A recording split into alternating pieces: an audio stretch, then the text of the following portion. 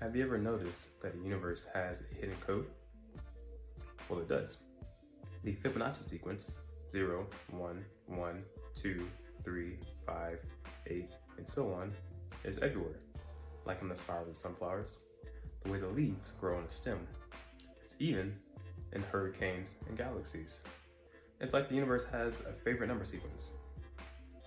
Even weirder, architects and artists have used it for centuries to create what we consider the perfect proportions. So the next time you're in nature, take a look at a pine cone. Really anything, a seashell, wherever you're at, a tree. And just start to count and be one with the universe.